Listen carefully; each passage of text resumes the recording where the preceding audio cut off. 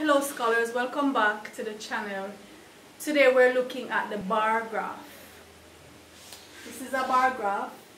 It's called a bar graph because the amounts, depending on what thing we're representing, but the amounts are represented by bars, rectangular structures, bars, and that's why it's called a bar graph. So each of these is a bar, and we usually shade the bars or in some way indicate, whether by strokes or colors or just using your pencil to shade in. Now the title of this bar graph is Insects Living Around a Tree, and the information we're given is that the children visited a tree habitat. So you know, a tree is a habitat. A habitat is a place in the environment where organisms live. And the tree is a huge habitat for many different types of organisms. So the children visited a tree habitat and they counted the number of insects that they found living in that habitat. This number of insects is represented on the bar graph. So on the vertical axis, we have the number of insects. On the horizontal axis, we have the different types of insects. So they found ants, they found bees, they found wasps, they found aphids, they found bugs, they found flies.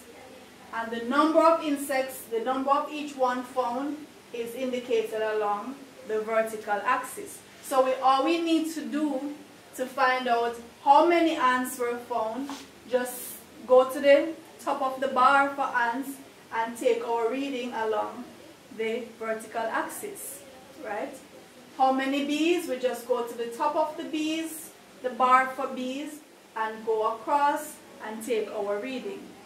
So that's the first thing we're going to do.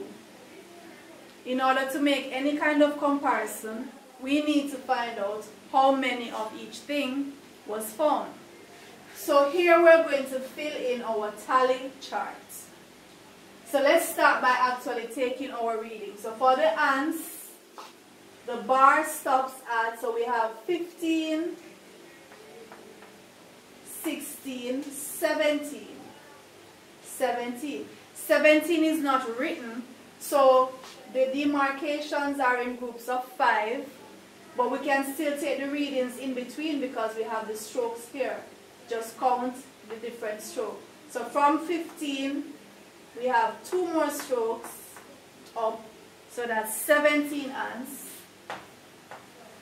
For the bees, it goes up to, so we pass the 5,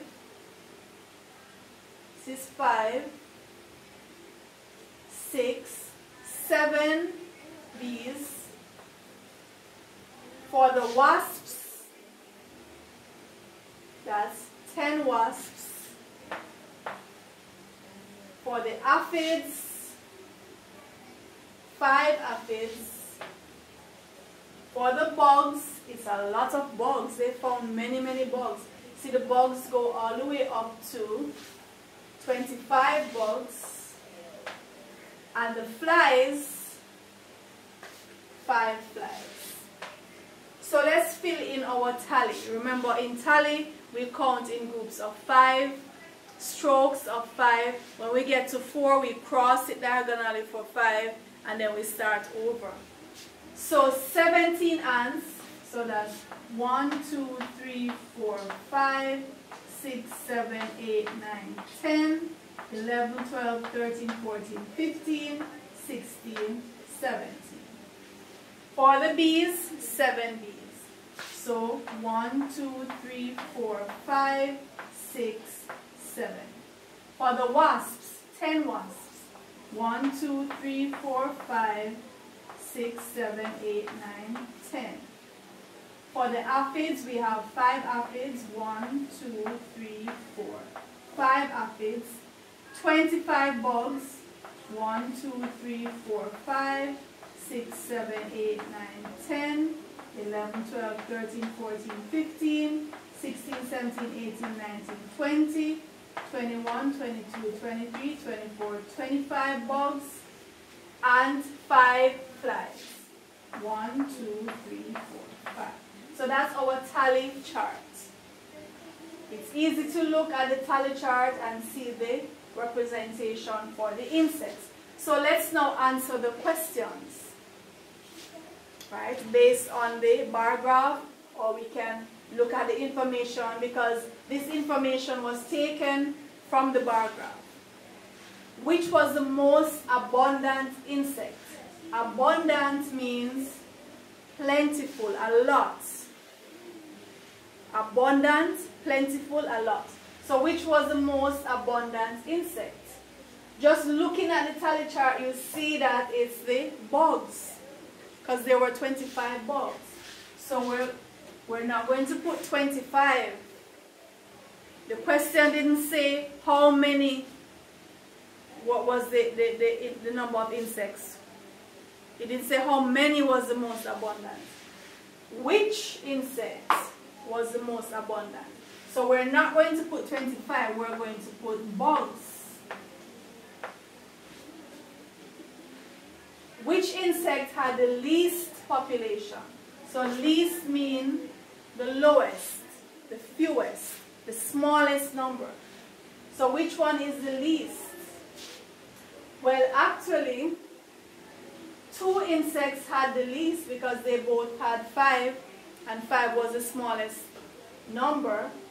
So we have to put, for that answer, we have to put aphids and flies because they both had the same amount. So the least would be aphids and flies.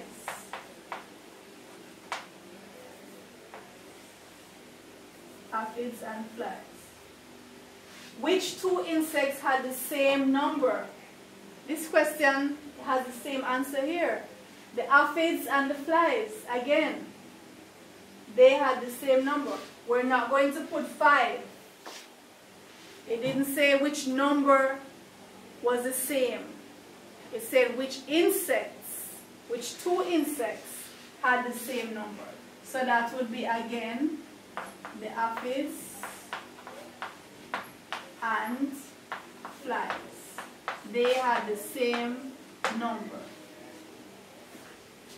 Which insect had 5 times the amount as the aphids? Alright, so first we need to go to the aphids to see how many the aphids had, and then we need to find out which one of the insects had 5 times that amount.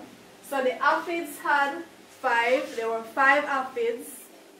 What's 5 times 5? 5 times 5, 25. So which insect had 25? The bugs. So the bugs had 5 times the amount, there were 5 times the amount of bugs as there were aphids. How many different kinds of insects were found in the habitat?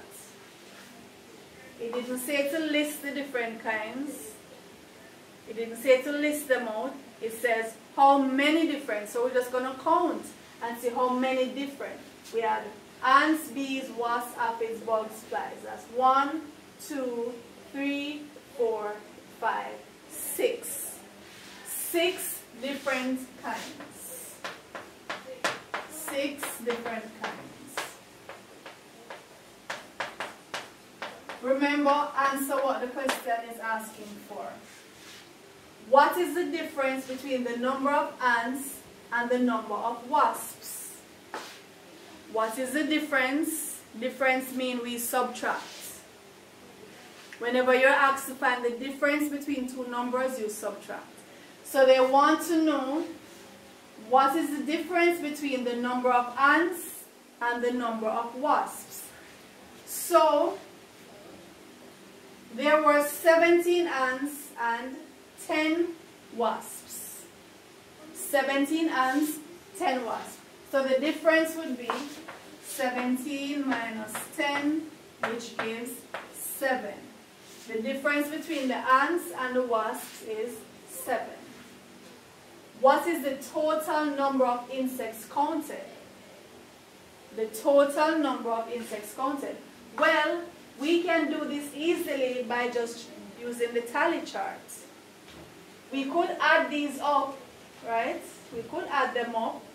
5 and 25, 30, 35, 45, 52, 62, 69. Let's see, let's double check using the tally chart. See if we get 69.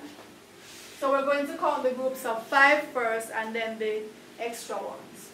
So 5, 10, 15, 20, 25, 30, 35, 40, 45, 50, 55, 60, 65, 66, 67, 68, 69. 69, is that what we said first? 69. So let's double check. Counting the numbers, 5 plus 25, 30, 35, 45, 52, 62, 69. I'm counting the tally, 5, 10, 15, 20, 25, 30, 35, 40, 45, 50, 55, 60, 65, and then the extra ones, 6, 7, 8, 9. So it's 69 insects in all. And the final question, if there were 2 children for every ant, how many children were there? If there were 2 children for every ant, how many children were there? So they're saying there were twice the number of children as there were ants. For every ant, there are 2 children. So the number of children is twice the number of ants. So how many ants were there? 17 ants. Therefore, the number of children was 2 times 17, which is what? 17 times 2. 2 sevens, 14. 2 ones, 2 and 1, 3. So there were 34 children.